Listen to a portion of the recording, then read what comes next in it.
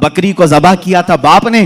حضرت جابر نے, ان کے 2 بچے تھے, دونوں بچوں نے دیکھا اور بڑے بچے نے چھوٹے بچے کو بلایا, میں تجھے دکھاتا ہوں ابا بکری کو ذبح کیسے کر رہے تھے. چھری لیا اور چھوٹے بیٹے کو ذبح کر دیا, گلا کاٹ دیا.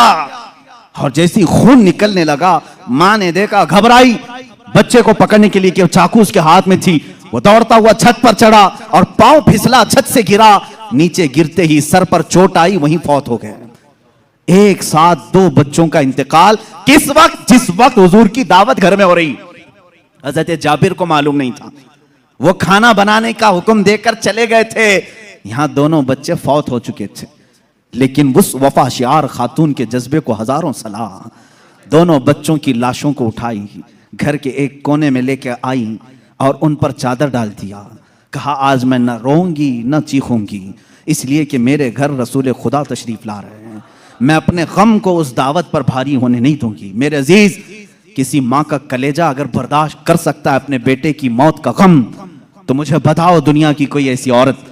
یہ وہ عورتیں تھیں جن کے متعلق قرآن نے کہا رضی اللہ عنہم ورضوا عنہ, اللہ ان سے راضی ہو گیا اور یہ اللہ سے راضی ہیں. یہ خاتون چادر اڑا کر کے دونوں بچوں کی لاش پر رکھی ہوئی ہیں. میرے آقا صلی اللہ علیہ وسلم جس وقت گھر میں آئے, کھانے کے لیے دسترخوان پر جب بیٹھے, آپ نے لقمے اٹھائے. اس کے بعد حضرت جابر سے کہا, جابر تمہارے بچے نہیں دکھتے, کہاں ہیں؟ وہ بیمار تھے. بیوی سے آ کر کے کہا, خاتون کہاں ہیں بچے؟ خاتون نے کہا وہ سو رہے ہیں, وہ سو رہے ہیں, آپ جائیں. حضور پاک صلی اللہ علیہ وسلم کے ساتھ بیٹھے ہیں. وہ آئے, کہا حضور وہ آرام کر رہے ہیں, سو رہے ہیں. حضور پاک صلی اللہ علیہ وسلم نے فرمایا جاؤ ان کو ڈھونڈ لاؤ. دوبارہ آئے, خاتون سے کہا کہ بچے کہاں ہیں؟ کہا آپ کو معلوم تھا وہ بیمار تھے. کہاں وہ بیمار تھے؟ کہا وہ بہت اچھی نیند میں سوئے ہوئے ہیں, نہیں اٹھیں گے. خاتون یہ کہہ رہی ہیں, اپنے شوہر کو تک ظاہر نہیں کیا.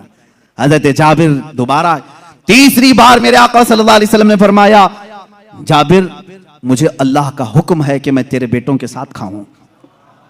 حضور پاک صلی اللہ علیہ وسلم دسترخوان سے اٹھ گئے, کھانا رکھا ہوا تھا, اندر خود چل کر کے آئے, خود پوچھا کہ کہاں سو رہے ہیں, مجھے بھی دکھا دو. حضرت جابر کی خاتون جو تھی, بیوی تھی, وہ اس کمرے میں لے گئیں, لاشوں پر سے چادر اٹھایا. حضرت جابر کہتے ہیں میں دیکھ کر کے دہل گیا, بچوں کی لاشیں ہیں. اللہ کے نبی صلی اللہ تعالیٰ علیہ وسلم قریب گئے, دونوں بچوں کے ہاتھوں کو پکڑا اور کہا بہت دیر سے ہم تمہارے انتظار میں, اٹھو دسترخوان بچھا ہے.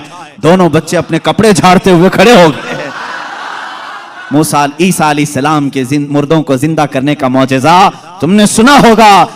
نبی رحمت صلی اللہ تعالیٰ علیہ وسلم اپنے غلاموں کے گھر میں جو فوت شدہ شہزادے تھے انہیں زندہ بھی کیا اور اپنے دسترخوان پر بٹھایا بھی.